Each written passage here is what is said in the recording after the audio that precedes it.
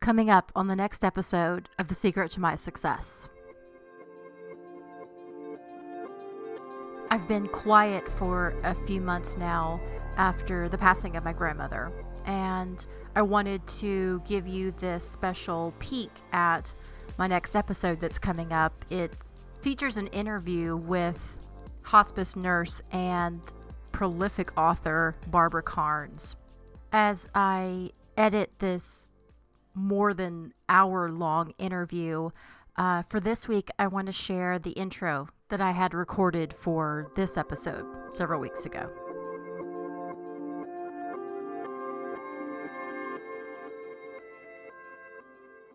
When my grandmother broke her hip in January, the nurses couldn't believe she was 93 years old. We had to explain that the baseline for this very petite patient was independent and self-sufficient and really sharp as a tack.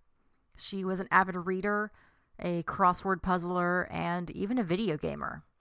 But recovering from hip surgery was no small feat, and this little abuela worked hard to get walking. And by the way, I never called her abuela or abuelita or grandma even. I called her mom because that's what my mom called her and even my dad, and they never corrected me. At 93, she was doing physical therapy 3 times a week. The therapist said that she was their oldest patient there and still advancing faster than some of the less motivated patients there. But something I heard a lot from the nurses was that my grandma reminded them of Coco. They'd asked if I'd seen the Pixar movie, and I told them not yet.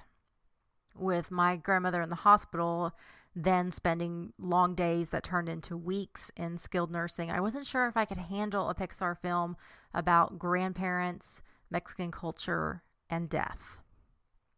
Because this is Pixar we're talking about here. Up, Inside Out. These are movies that are absolutely made for crying, and I've certainly done my share at them. But there was something that I learned from the movie Inside Out that I think is pertinent here. Sadness is more powerful an emotion than joy. Sure, joy is wonderful, and it feels good when you have it. But sadness is a necessary part of life. The low to life's high. And based on the movie Coco, an emotion we feel when we lose someone that's special to us, but different because death is something that makes us very human. So I still haven't seen Coco, but I'm ready to, finally. Because I know in being with my grandmother in her last moments on this earth, taking her very last breath, death is not as scary as I thought.